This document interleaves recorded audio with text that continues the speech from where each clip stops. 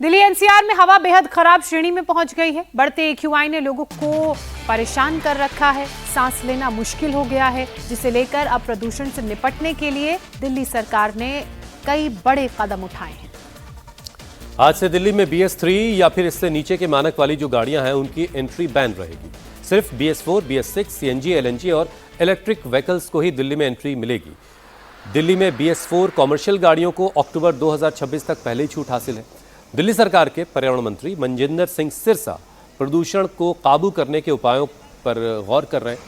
आनंद विहार आज इसी सिलसिले में वो जाने वाले हैं। और रेखा गुप्ता, सरकार का दावा है कि पोल्यूशन कम करने के लिए सरकार हर मुमकिन कोशिश कर रही है और पिछले सालों की तुलना में इस बार प्रदूषण काफी कम भी है। हालांकि आम आदमी पार्टी इन दावों को खोखला बता रही है। राजधानी दिल्ली में बढ़ते प्रदूषण के कारण अब पाबंदी भी बढ़ने लगी है। CAQM ने ये फैसला लिया है कि 1 नवंबर से दिल्ली में BS3 की गाड़ियों को एंट्री नहीं मिलेगी। इस समय हम दिल्ली नोएडा बॉर्डर पे मौजूद है, जहां पर इस नियम का पालन किया जा रहा है। रात 12 बजे से BS3 की गाड़ियों पे नो एंट्री लगा दी गई है।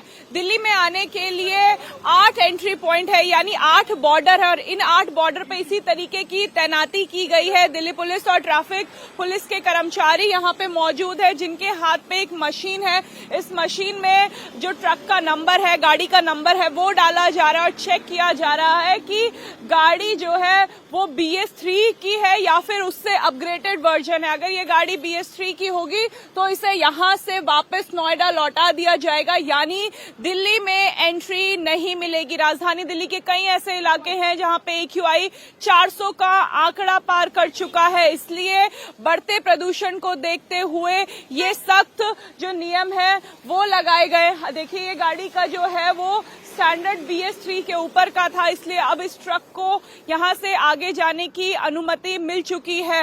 नोएडा बॉर्डर के साथ साथ गाजियाबाद बॉर्डर और दिल्ली के बाकी 8 बॉर्डर पर भी इसी तरीके की तैनाती देखने को मिल रही है। हर एक गाड़ी की टेस्टिंग की जा रही है, नंबर चेक किया जा रहा है और अगर गाड़ी BS3 की है तो उसे वापस लौटा दिया जा रहा है। दिल्ली पुलिस ने यहाँ पे एक बैरिकेडिंग के पास एक बैनर भी लगाया है, जिसमें ये बताया गया है कि जब ग्रैप लागू होता है तो किस तरीके की पाबंदी होती है।